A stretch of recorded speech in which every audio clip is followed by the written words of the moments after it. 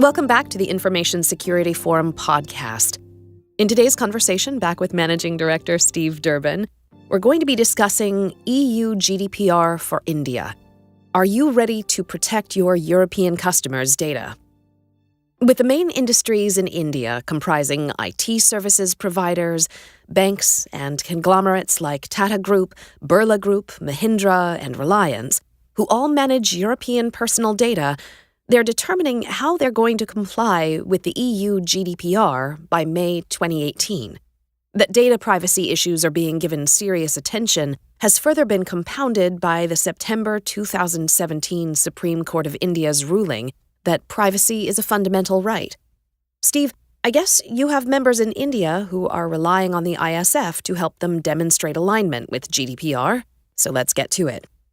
India aims to achieve 25 billion digital transactions in 2017 to 18, so GDPR is going to be extremely important. What are some of the challenges that India may face? I think one of the things that I'd say, first of all, about the Indian economy is that there is, as you just mentioned, Tavia, this big push towards becoming digitally enabled.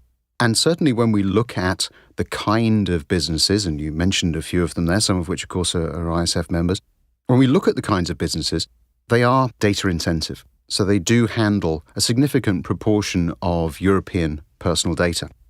For a lot of these enterprises, of course, that does mean that the General Data Protection Regulation clearly is going to apply.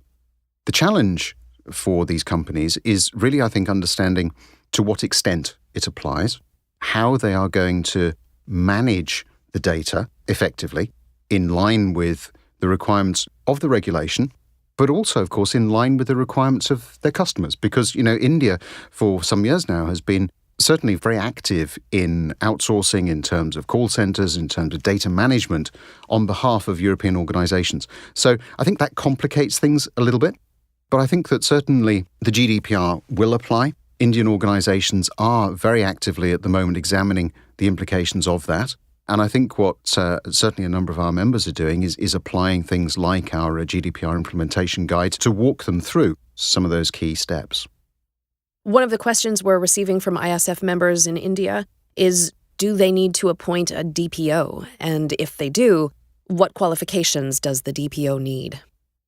Yeah, the data protection officer is certainly, I think, key to a lot of organizations. Now, if you look at the General Data Protection Regulation, one of the things that it is not that specific about is whether or not every organization needs to have a DPO. What the regulation has said is that they're going to leave some scope within the regulation for individual member states to determine whether or not a DPO is effectively compulsory. So if you're in the public sector, then certainly it is. But if you're in the private sector, then it's open to some variation. So, for instance, in Germany and Croatia, then the vast majority of organizations there will require a DPO. That's stipulated by the German regulator and the Croatian regulator. In some other countries, for instance, such as the Netherlands and in Sweden, there's an option. If you have a DPO in place, then that means that you don't have to have such a tight relationship with the ICO in those countries. You don't have to inform them as much of some of the ways in which you process data. If we move to looking at data processing in India, then I think that I would say a couple of things. The first is, in the main, Indian organizations process a tremendous amount of personal data on behalf of European clients. Therefore, in my opinion, most Indian organizations would be wise to consider having a DPO. Now, the regulation allows for two things here. Either you can hire one yourself, or indeed you can outsource it. And of course, there are cost considerations to take into account. If you have your own, clearly that DPO is going to have a much better understanding of your business, of the way in which you interact with your customer base, and indeed of some of the requirements. If you outsource it, you may be saving some cost, and also the argument would be that you could bring in experience from other organizations, third parties, and so on, which may benefit you. I think the bottom line around the DPO for most Indian organizations that are handling certainly European data is take a DPO, whether that's on your own books or whether it's outsourced. If you're in the market to hire a DPO, then what are the sorts of skill sets that you're looking for? From an ISF standpoint, DPOs, we recommend anyway, should have at least an understanding of technology, should at least have an understanding of some of the legal requirements of the regulation. But I think more importantly than that, they need to have high emotional intelligence skills. The DPO is going to have to really operate across the organisation. So in some organisations as well, what we're starting to see is that there are very firm links, reporting lines, from departments like marketing, HR, instance, into a DPO. So really it's all about the soft skills for me. There is clearly a large amount of process. There is clearly an understanding of regulatory environment, technology, and so on that is required. But to be successful, I think, in that role, you're going to need an attention to detail, an ability to get on with people, and to be able really to ensure that people comply with what in certain instances are going to be fairly significant changes in the way in which data is handled and managed at each and every stage of the information life cycle. So being a DPO, I think, is not an easy option. It's probably not for the faint-hearted, but certainly it's pivotal to the way in which an organisation handles personal information and, more importantly, perhaps demonstrates its compliance with the GDPR to the regulator. Interesting. What's the best approach for organizations to take to meet the requirements of the EU GDPR? Well, I think, first of all, we've only got a certain amount of time remaining before organisations need to at least demonstrate that they are on the road to compliance. I'm being very careful about the way that I'm phrasing this. It's unlikely, I think, that organisations that perhaps haven't begun that GDPR regulation compliance journey will have finished it by May. And I think that there is a realism amongst the regulators that that is the case. Certainly, I think you need to have embarked on the journey. You need to have understood the requirements within your business. So you need to have understood and be able to demonstrate that you have a good understanding of where data sits at each and every stage. So you need to be able to demonstrate that you have understood the controls that the regulation requires. You need to have demonstrated that you have in place an impact assessment process to deal with the day when there is a breach or a loss of information. You need to understand as well that that will require not just a compliance approach, but a change potentially in the culture of the organisation.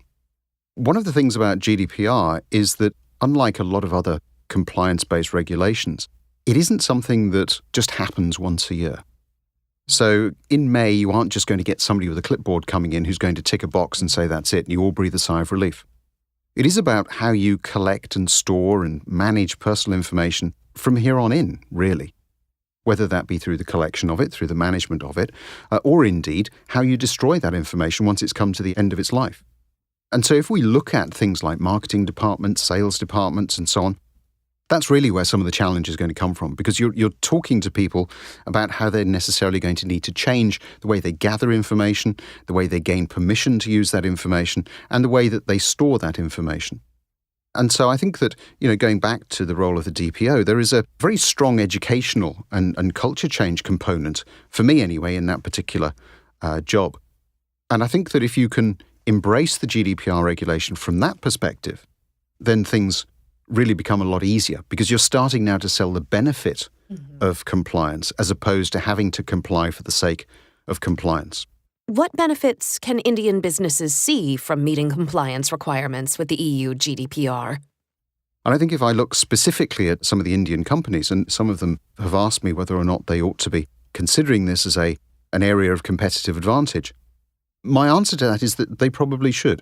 I do really think that one of the differentiators will be that they're able to demonstrate a clear understanding of the requirements of GDPR regulation, that they are able to point to the ways in which they are implementing it. And I do think that, smartly positioned, that can be used as something of a competitive differentiator, or at least, in the worst case, is going to allow them to be able to tick the right box when a prospective client asks them, if you're handling my European data, are you compliant with GDPR? So I think it's something that would be ignored at an organization's peril. But I do think there are some very sound business reasons for embracing it, not just as a compliance-based regulation, but also as an opportunity to enable culture change and perhaps to gain some competitive advantage in what is a highly competitive market space. Well, as India holds so much sensitive data on behalf of their EU clients and customers, it's imperative, as we're saying, for them to not only get it, but to get it right. If they don't, not only will they become a primary target for cybercriminals wishing to exploit their data, but they'll also be facing fines from the ICO, and possibly lawsuits from the organizations they provide services to. Given that the deadline of May 2018 is fast approaching, it sounds like you and I both suggest strongly that organizations needing best practice guidance on how to prepare for the EU GDPR should view the ISF's resources at securityforum.org.